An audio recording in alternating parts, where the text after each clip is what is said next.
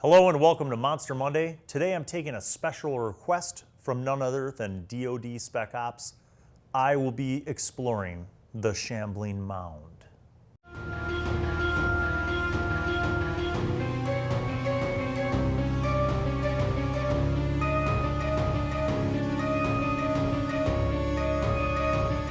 So folks, today is a 2-book day. It would be a 3-book day, but I sold my first edition monster manual sometime back in the 90s, probably for drug money. Seriously though, I have the 3rd edition and the 5th edition monster manuals so that we can explore the Shambling Mound in its most fullest form. So I'm going to start with the old version, older-ish version. The Shambling Mound, this is interesting. In 3rd edition, the stat block lists it as a large plant with hit dice of 8d8 plus 24 and an AC of 20. How is that possible? The Shambling Mound in 5th edition, just by contrast, is listed as a large plant unaligned, armor class 15, hit points 16d10 plus 48. Good Lord. These are vastly different interpretations of this creature. Am I looking at the wrong stat block? No. Okay. 3rd edition, the Shambling Mound gets 2 slam attacks. 5th edition, the Shambling Mound makes 2 slam attacks. Okay, that's relatively equitable. All right, let's get into the descriptions really here, because this is what we need to know. What is the Shambling Mound? So when you're playing in D&D, I like to think of course, there are a lot of different types of monsters, subtypes of monsters, right? And I would say that in large part, there are not a ton of plant monsters.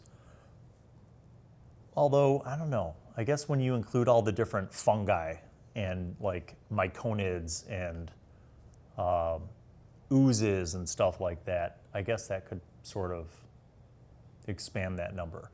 But Shambling Mounds have been around like since the earliest games, and I think they're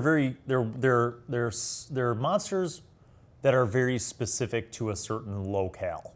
Sometimes on Monster Monday, I'll review a monster and discuss it and explore it, and it will be recommended that it is for certain areas, but I envision possible alternative uses. With the Shambling Mound, really, it is best suited to the uses that are typically advised in the book. So let's go over and compare between 3rd and 5th. In 3rd, the climate and terrain is listed as temperate and warm forest, marsh, and underground. In 5th edition, not so much so. Swamps, dismal marshes, and rainforests. So why in 3rd edition, why in previous editions did they say underground? Well, let's think about this. Shambling mounds or shamblers appear to be heaps of rotting vegetation. They are actually intelligent plants with a roughly humanoid shape and a brain-like control center in the chest. The carnivorous shambler is almost totally silent and invisible in its natural surroundings, often catching opponents flat-footed. It may lie partially submerged in a shallow bog, waiting patiently for some creature to walk onto it. Shamblers move easily through water as well, and they have been known to sneak into the camps of unsuspecting travelers at night. Adventurers tell stories of shamblers moving about during intense electrical storms without so much as flinching from direct lightning strikes. A shambler's lower half has an 8-foot girth tapering to about 2 feet at its head. That's the entire description in 3rd edition. And I feel like there is some, there maybe was a lack of thinking about that whole ecology and climate and terrain. How could a living plant sustain itself underground? You'd have to have a really good rationale. So that's where I kind of beg to differ from the 3rd edition interpretation. It is a plant. It requires sunlight and it requires air and water. Let's touch on 5th edition. So if you're following along at home, this would be on page 270. A shambling mound, sometimes called a shambler, trudges ponderously through bleak swamps, dismal marshes, and rainforests, consuming any organic matter in its path. Organic matter, that's important. This rotting heap of animated vegetation looms up half again as tall as a human, tapering into a faceless head at its top. A shambling mound feeds on any organic material, tirelessly consuming plants as it moves and devouring animals that can't escape it. Only the shambling mound's rarity and plodding speed prevent them from overwhelming entire ecosystems.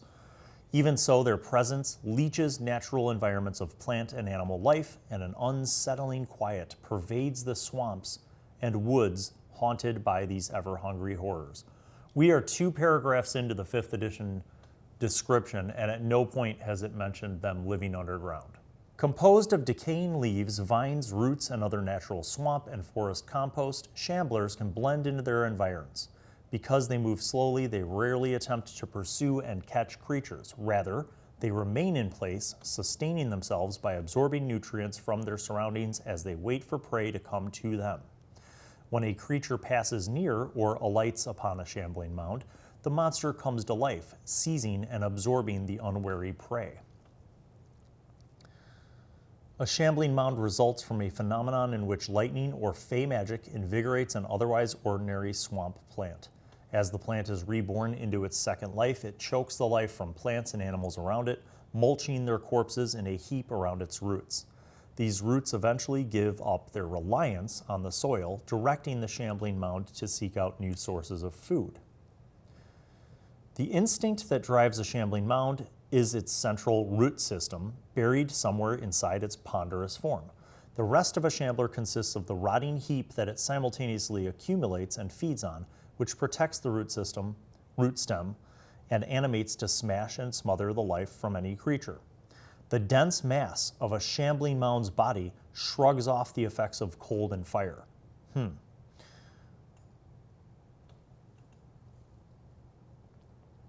So in 3rd edition, they said electricity immunity and fire resistance. Nothing about cold. Here they're saying cold and fire. Despite its monstrous form, the shambling mound is a living plant that requires air and nourishment. There we go. It is a living plant that requires air and nourishment. Why it would be underground, that's going to be a challenge. We'll talk about that. I have some ideas for maybe how we could sneak this into an underground adventure, but I'm not seeing dungeon crawl as an option with this. So if you were hoping for an idea to include a shambling mound in a dungeon crawl, it's going to be a stretch, but I'll try.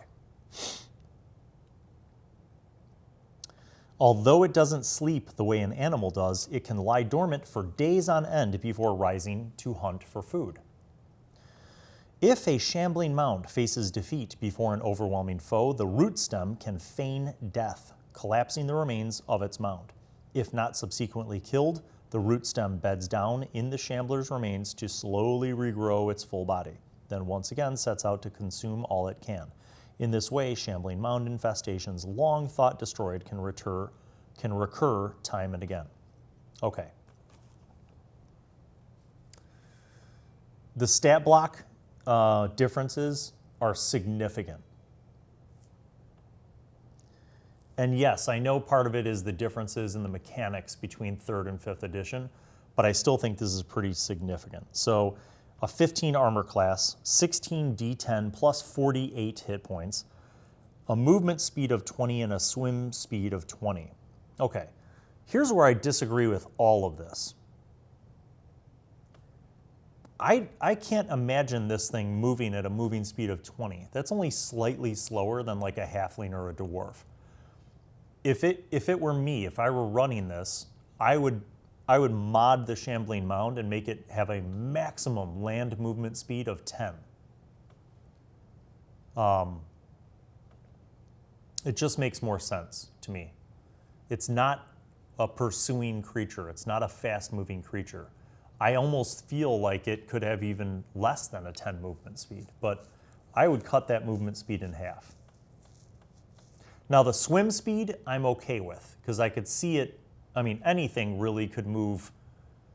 If it's floating through water, it could probably move faster through water, but not, I still wouldn't up it, but I would leave it at 20. The swim speed of 20 is fine, but the land movement speed, because it's pulling this big mass, should be slower. It should be like 10. That's my one issue. Issue number one. Damage resistance to cold and fire. Why? So I don't know if I like that. The dense mass of a Shambling Mound's body shrugs off the effects of cold and fire. I guess if it's really damp, composty stuff, it's damp, so it might be resistant to fire. But cold should have an impact on it. I mean, if you're in your backyard and you live in an area where it gets cold enough to freeze, and you have mulch in your garden or some area of your yard, and that mulch is wet, and then it freezes, it still freezes. A living plant should be, I don't know if it should have resistance to cold. I kind of disagree with that too. Feel free to disagree with me in the comments below, but I'm just thinking out loud here, and my thought is that maybe in the scalability of things, if you wanted to use a Shambling Mound on a group and you wanted to surprise your group, say you've got a group of experienced people who know the stat block and have it all memorized, change it up a little bit. Change the movement speed, scale the hit points. And I don't know, my feeling on that resistance to cold and fire is if it's in a damp environment, like a bog or a swamp, and its mulch pile compost body is wet, then I could see it having resistance to fire. But if it's in a dry forest, I don't see why it would have any resistance to fire. Likewise, on the flip, maybe cold would have a greater impact to a damp Shambling Mound versus a dry one. So some things for you as DMs to think about. This whole damage immunity to lightning thing is magical in nature, because effectively what they're saying is that lightning and fey magic animated this thing in the first place, so that's why not only does it not take damage from lightning, it actually regenerates. So within the stat block, there's a special power called lightning absorption. Whenever the Shambling Mound is subjected to lightning damage, it takes no damage and regains a number of hit points equal to the lightning damage dealt. I guess I'm not going to argue with that, because it is rooted in the origins of the creature. So that's fine. We can leave that. Let's talk about its attacks. It has 2 slam attacks. If both attacks hit a medium or smaller target, the target is grappled with a DC 14 to escape, and the Shambling Mound uses its engulf on it. So engulf is another special ability. The slam attacks, though, by themselves are pretty fierce. +7 to hit with a reach of 5 feet, 2d8 plus 4 damage. This is a challenge rating 5 creature. So if you have a party of 5 or 6 people who are like 3rd level, they should be able to take this on. If you throw this at a group of 1st level people, those 1st level people should probably run away. But that's more of a player tip really than a DM tip. But if you wanted to up the scale of this, make a Mega Mound. I just made that up, by the way. Trademark, Mega Mound. You can make a Mega Mound and give the slam attacks more slam attacks. Give it reach. I mean, if this thing is a plant, maybe it's got, wavy, vine-like or thorn whip-ish kind of reach. You could give it a 10-foot reach, or you could give it 2 slam attacks with 10-foot reach and then 2 thorn whip attacks. Imagine if you were doing that every round. Then you could throw this at a mid or even higher level party. or have a cluster of 3 of these things. You know, so now they're slow, but they have 30 feet of reach with their thorn whips, and they get 3 thorn whips per round and 2 slams at 10-foot reach per round. Or increase the grapple. So if you wanted to scale this guy up for higher level, you could very easily do that. And it would be, I think it would be the kind of encounter that could really surprise your jaded veteran players who are like, oh, it's a Shambling Mound. So let's talk about the engulf, and then we'll talk about ideas for how to use the mound. The Shambling Mound engulfs a medium or smaller creature grappled by it. The engulfed target is blinded, restrained, and unable to breathe. Wow. And it must succeed on a DC 14 con save at the start of each mound's turn, or take 2d8 plus 4 bludgeoning damage. If the mound moves, the engulfed target moves with it. The mound can have only 1 creature engulfed at a time. So, where can we use these? Well, the book, as always, gives you a couple ideas for a location, but that is not necessarily an encounter idea, and you come here to get my brain ideas. So here we go. Encounter number 1. The party is traveling across country to a insert destination here. A town, a castle, a ruins, a wizard tower, to rescue a damsel in distress, I don't know. But they're traveling, they go through open country. And while in the forest, they come across a leafy area with lots of mulch and falling trees, and boom, they trip literally into a Shambling Mound because they're basically camouflaged. Or the party's moving through a marsh or a bog, and you have 1 or more of these things, depending on the level of the parties. I think those are easy encounters to populate. Now, if you wanted to use this in an underground situation, my advice would be ruins. So you have maybe an area that's ruined with some underground tunnels where like earthquakes or tremors have torn asunder the earth, and there's some natural light spilling through into some of these caves and caverns. With that natural light, you get a little airflow, a little light, some seepage from the rain, thus enabling you to have a Shambling Mound reasonably in an underground area. For a proper dungeon crawl, it's going to be a stretch. But perhaps, suppose that you have a dungeon crawl and the players are moving through the dungeon to find something or someone or somewhere very specific at the end of the dungeon.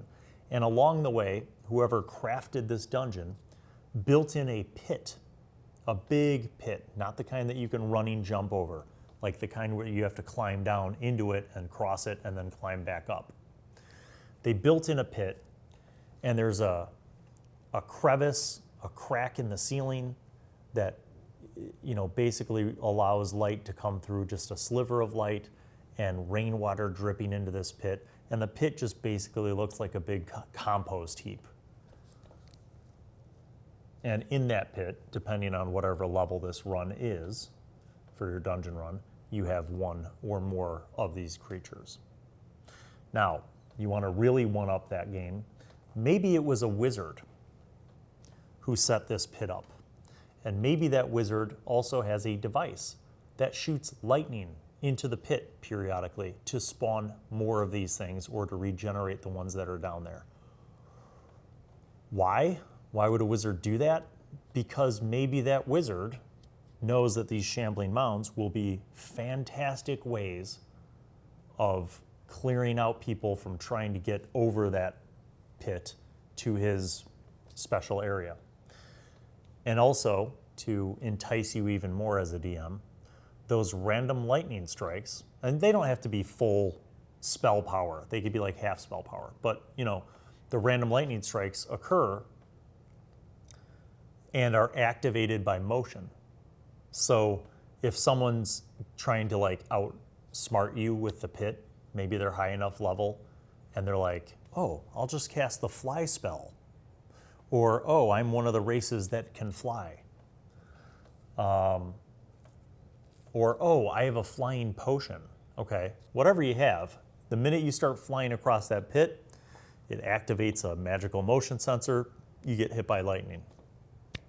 Now you drop down into the pit and you start getting attacked by the Shambling Mound. You are fighting the Shambling Mound, and anytime the Shambling Mound needs additional healing, there's that lightning strike. And you could do random. So if you have 5 people in the party and one Shambling Mound, roll a d6 and name your people out loud. Just say 1, 2, 3, 4, 5. 6 is the mound. You roll, if you roll 3, the lightning strike hits player 3. If you roll 6, it hits the Shambling Mound, but it regenerates the Shambling Mound.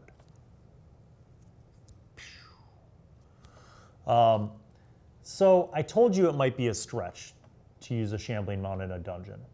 And I, even though I just gave you a fantastic idea, I still believe that it's a little bit of a stretch. But I will say there are so many other variations on that. For example, a castle. Suppose that you have a castle with a very cleverly crafted moat that is not just earth that's been dug out, but it has like a rim, like a metallic rim.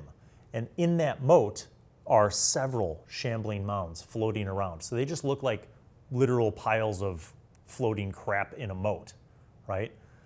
But the castle people there, maybe they're lawful evil, and they feed prisoners to the moat every once in a while. Or, you know, if somebody dies, they throw the body over the moat, and it keeps the Shambling Mounds fed and happy. And the Shambling Mounds provide additional defense of their castle perimeter. There's another outdoor example, but something that's a variation on just randomly running into one of these things. In other words, the idea is you can take a Shambling Mound and throw it into any kind of outdoor, woodsy, marshy, bog kind of situation, jungle. But you could also have them intentionally somewhere as guardians. Now, they're not the smartest peas in the pod. They have an intelligence of 5, you know, but maybe a smart person could lure them to a place where they're fed and sustained, and then they, in effect, act as guardians. You could do the same thing inside of a castle. Suppose that you have a wizard tower, and there's an entire complete wall with grounds, open grounds inside, and then the wizard tower. That guy could have a Shambling Mound horde, or 1 or 2, I don't know how many, but several Shambling Mounds just kind of lurking around the ruins of this castle area, and he lives in his tower, and anybody who's dumb enough to scale the castle walls and get inside the perimeter are now facing having to cross this very, you know, overgrown, viney, mulchy, leafy kind of area, under which is hiding 1 or more Shambling Mounds. So, I mean, like I said, these creatures have been around since the dawn of D&D. Even how they are pictured has varied, I think, over different editions. People's interpretations of them are different. But I like to think that, you know, if you think about the description in both cases, they consume organic matter. So in a lot of ways, like a gelatinous cube, they can move around slowly, consume things, and then I'm sure that whatever they don't digest, quote unquote, becomes left over. So you could even hint to your players, to your party, about what's up ahead. You could say, like, yeah, you keep finding these strange things periodically along the trail, like, you know, a breastplate and a shield and, you know, a sword, but they're like kind of covered in mulch and compost. So if you wanted to kind of make it a little more fair, maybe to newer players, you could hint like that. The last thing is an urban setting. And when I say urban, I'm specifically saying more of like a village or a town, not so much a great big metropolis of a city. But like for a village or a town, I think it would be reasonable for a village or a town to have like a garbage dump, a compost pit, you know, where people put their refuse and their you know, rotten vegetables or whatever. Now, farmers would probably use that stuff as their own literal compost, right? But what's to stop a Shambling Mound from moving into one of those pits and just getting free snacks all day long until it gets bored and decides to go after Farmer John's pig pen, you know? So even for low-level adventurers, if you have low-level adventurers come upon a town and see this strange trail and like find, emptiness, and there's like maybe only a couple villagers left in the village, and they're like hiding out on the second floor, and they're like, shh, don't be loud, you'll awaken the creature, and then they kind of relay how this strange thing came out of this pit, and it was it slowly consumed things, and each night more and more people would be gone, and some brave people tried to go down and face it, but they disappeared and they never came back, and all we found the next day was, their spears and a couple shields and their boots, I don't know. So like, if you want to tease this out and make an adventure out of it, you could easily make kind of a low level adventure, or mid, just add more in, and have these things be, terrorizing a local town or village, and the heroes in the party have to kind of figure out like, what is this? What's going on? So you don't say like, you don't have the villagers say like, yes, there are 3 shambling mounds. You just have it be more of a descriptive occurrence. And that way you're not spoon feeding it. They have to do a little investigation. They have to think about it, and they ultimately have to confront it, and not necessarily knowing the stat block can make it a fun thing too. So thanks DoD for the suggestion. It's been a while. I can't even remember the last time I encountered a shambling mound or used one, but now I can think of many ideas. So stay tuned for more Monster Mondays. And as always, you guys, thank you so much for liking, subscribing, spreading the word. Make sure that you click on that little notifications bell next to the subscribe button so that you get notified when we have other content that comes out on the channel. And if you have any ideas for how you would use a shambling mound, or maybe some fun recollections of your own games where shambling mounds occurred, don't hesitate to share them in the comments below with our community. We like to share ideas, and that's what helps us make our community great. So thanks as always, guys. We'll see you on the next one.